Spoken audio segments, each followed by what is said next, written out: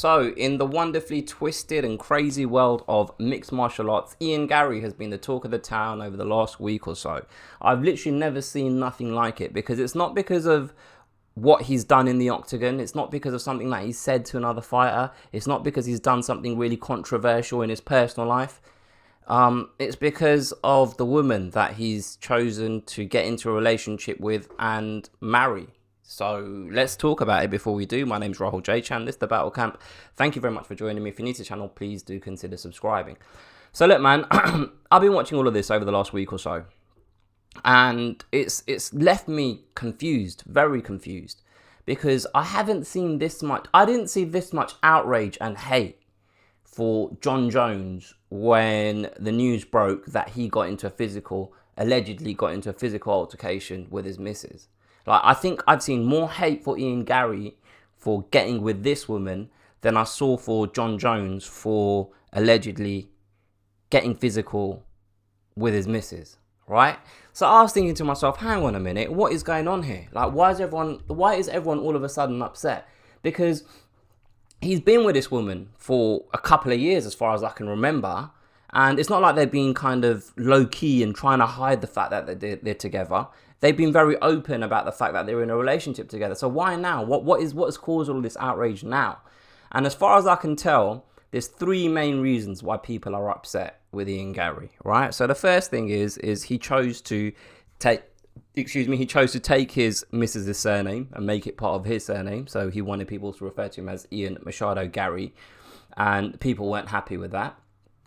The other thing is because his missus is still civil with her ex-husband, I believe, and her ex-husband is Ian Garry's nutritionist. He helps, he's part of the camp, so people are upset about that. And the third thing is because his missus released a book 12 years ago called How to Be a Wag, which they believe is a guide to women to lure young athletes, sports people, successful people into relationships so they can live a life of luxury, right? So let's look at each of these three things. Firstly, the name, Ian Machado Garry, right? So I saw an interview with Ian Garry when he first went public with the fact that he wants to be called Ian Machado Garry. And his reasoning behind that is because his kid is called, I don't know what his kid's first name is, but his kid's surname is Machado Garry. His missus is called Machado Garry. So he wanted to make it all uniform, nice and lovely for the family. So he decided, I'm going to do the same thing. I want all of us to be the same name because we're one family, we're one unit. Now look, personally, I wouldn't take that step. My ego wouldn't allow me to. But he has. And the reason he's done it makes logical sense. And the output of him making that decision is a net positive. I can't see where there's an issue with him deciding that he wants to change his name. Do you know what I mean? So, all right, fine. I was like, okay, I can see why people would feel like I do, that I personally wouldn't do that. But I couldn't see why you'd be upset about it. I couldn't see why anyone's upset about this decision, right? So let's talk about the ex-husband being part of the team, part of the camp. As far as I understand it, and I might be wrong, she's got a kid with the ex-husband as well, right?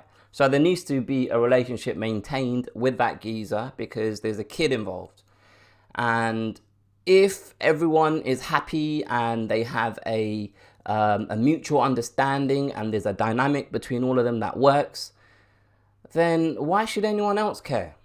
People are really upset that the nutritionist apparently put Ian Garry on a vegan diet, and they're taking the piss out of Ian Garry for being vegan.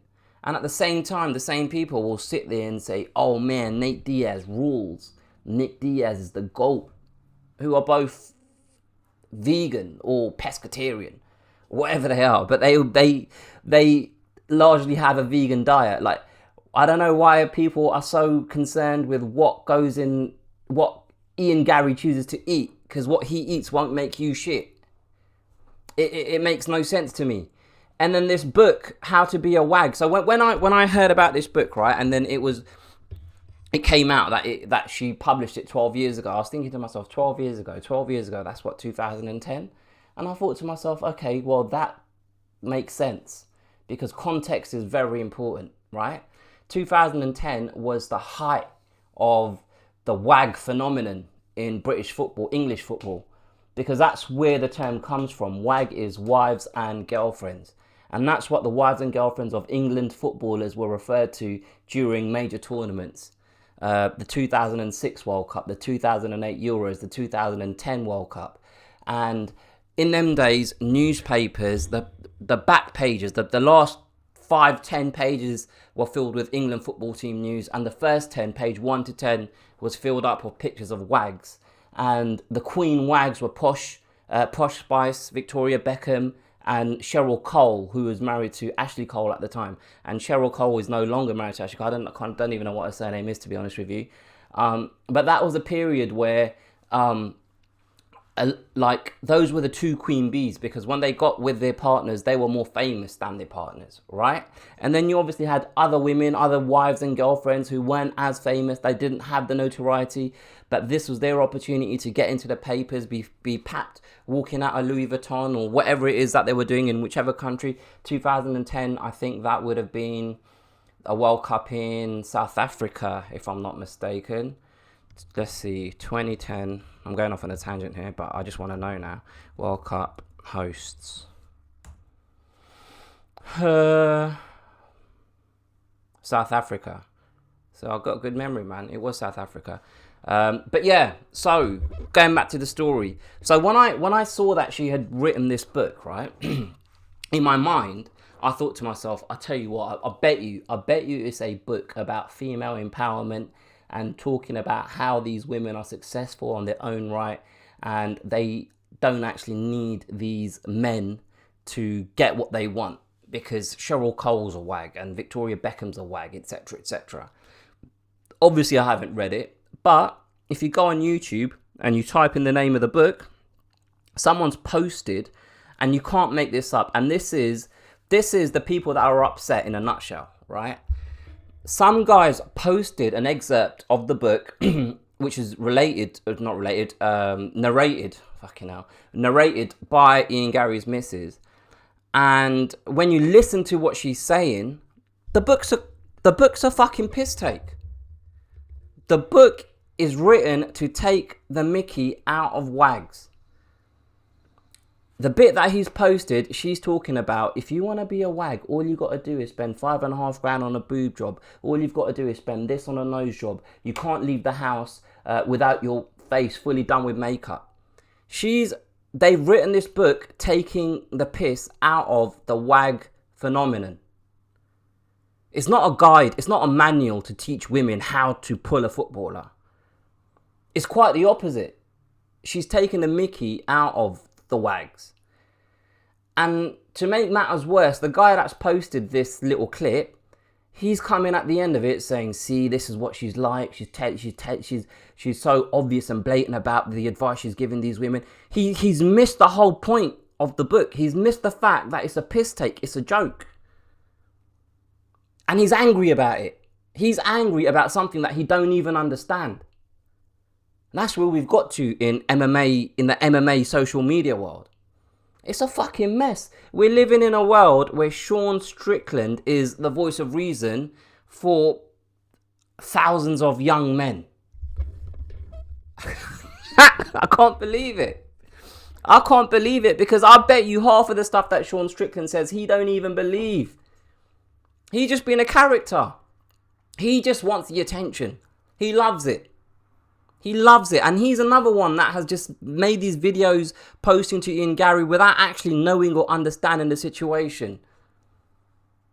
Oh, I missed one thing. Apparently, there was a rumor that this ex-husband of Ian Garry's missus, I should really get her name because I don't know what her name is. Bear with me. Ian Garry wife. Ian Garry's wife. Fuck's sake. What is her name? Layla Ann Lee.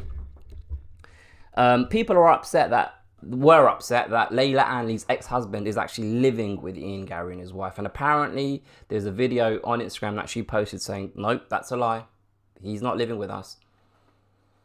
But in all of this situation, right? This whole situation, the thing that gets me the most is, as grown men, as adult males, why the fuck are people upset about who one man chooses to get into a relationship with?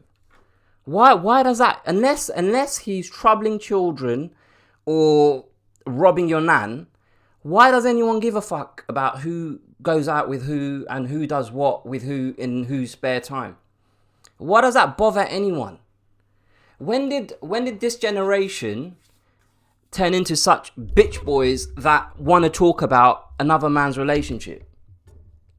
I thought the manly, masculine thing to do would be to just mind your fucking business and not give a fuck about who someone goes out with.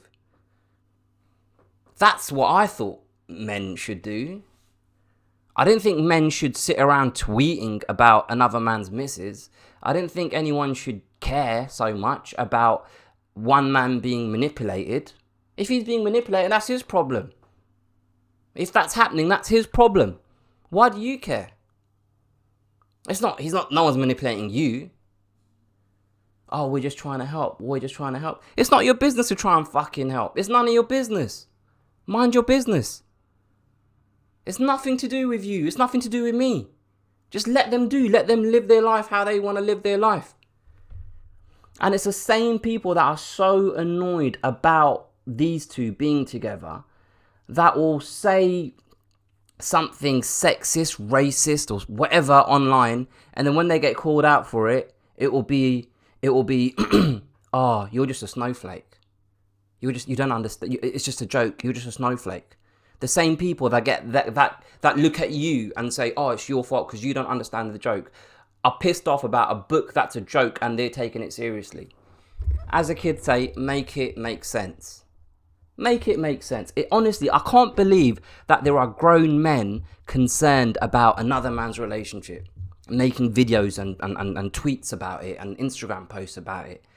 Like, maybe because I might be older than the people that are so outraged by this. But as a man, you should, unless people are being hurt or upset or harmed, mind your business. It's nothing to do with you, nothing to do with me.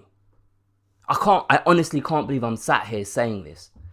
I can't believe that people are this angry about someone else's relationship. But in all of this, I believe in every cloud has a silver lining. And I believe this is Ian Garry's silver lining for a cloudy week that he's had. Because in a couple of weeks, he'll be fighting in a UFC event where the main event is a title fight for the weight division that he is in. And Leon Edwards is the guy that he's had very recent friction with. Now, I don't know exactly what's happened in that gym, but I do know there's been words said by Leon Edwards, there's been words said by Ian Garry. Something happened whilst he was in Birmingham training at Leon Edwards' gym. And on that card, you've got Kobe Covington, a guy that has made a living out of playing a character and saying things that I don't know if he actually believes. And these guys are at the top of his division. And Ian Garry is facing Luque, who is a gateway to a fight against a top 5 opponent.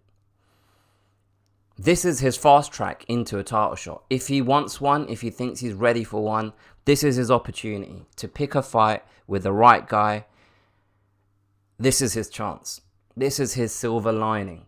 A lot of people are saying, oh, if I was Ian Garry, I wouldn't go to that press conference because Kobe Covington's going to cook him. Mate, if I was him, I would go and I would sit there and smile and I would just ham it up. I would accept that the MMA community hasn't taken to Ian Garry. If I was him, I would accept that the MMA community hasn't taken to me. right? I've tried to be the nice guy. I've tried to be brash. I've tried all sorts of things. Personally, I'm talking for myself now. I wasn't feeling that Ian Garry was connecting. Because one of the things that I really hate is when a fighter says, I'm a really good talker. Don't tell me that you're a good talker. Show me. Talk. Say something funny. Say something witty. Make me think about something.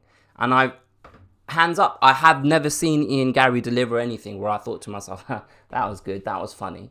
He's made me cringe a lot of times. I'm not going to lie to you. He's made me cringe a lot of times.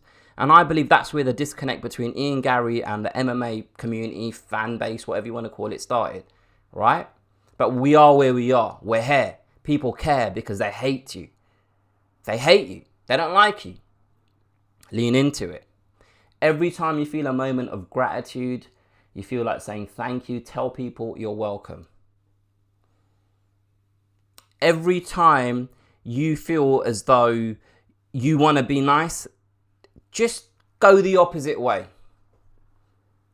Be like Mr. Perfect was in WWF. Tell people that they should be grateful. Every time you feel grateful for something, tell people, no, you should be grateful that I've done that. That's what I would do if I was him. I would get people to boo me. I would make sure people boo me even more because they're already there. They're already there. They don't like you. So give them a reason to not like you. That's what I would do. Because it'll be very hard to get people to root for you and want you to win at this point. But you've done something that 90% of professional mixed martial artists are incapable of doing. And that's people caring about whether you win or lose. And you're here now. You're fighting a top 10 opponent, I believe. And you have an opportunity to get yourself into the picture for a title shot. Obviously, he's got to win his fight. But to me, this is a silver lining in a cloudy couple of weeks for Ian Garry. Now look, I'm very aware that the opinions that I've shared in this video, it's not the general consensus, right? A lot of people won't agree with what I've said. And I'm okay with that. I'm happy with that because I've always just tried to give my actual opinion rather than try to make a video that connects with people so I get more likes and subscribers and whatever. I don't really care for that. You can see by how inconsistent I am in when I post. You can tell that I don't really care enough about all of this.